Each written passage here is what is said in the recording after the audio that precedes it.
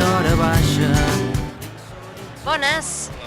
Felicitats pel premi Millor Vi de l'edició 2018. Muchas gracias, sí, emocionados con el premio y bueno, reconocimiento, ¿no?, a la labor que tenemos en bodega, cuando estás en bodega o en viña con la gota de sudor, ¿no? Y ahora te montas en un escenario así, te dan un premio, es como el reconocimiento a todo el equipo. Somos un equipo de gente trabajando con mucha alegría y mucha felicidad todos los días.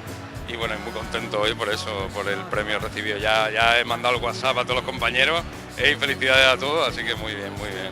Sí, i además no és solo el millor vi de l'edició, sinó que també és el millor vi negre. Millor vi negre del año, sí. La verdad que bueno, un vinazo, tenéis que catarlo. Hombre, sí. ¿Qué nos puedes decir de este vino? Bueno, este vino es una garnacha espectacular, una garnacha especial que tenemos a 900 metros de altura en el Montsant, en un altiplano a 900 metros de altura de arcilla roja. Luego también es, dentro del contexto del Priorat, es como un poquito diferente, no es la licorella, ¿no?, que trabajamos con todas las fincas licorellas, pero esta arcilla roja nos da una especialidad de garnacha y bueno, también la variedad, el clon, la edad de la viña, el altiplano que se forma allí, y hace un vino que es una garnacha muy sutil, de capa baja y muy perfumada, muy mentolada, balsámica, una cosa muy especial.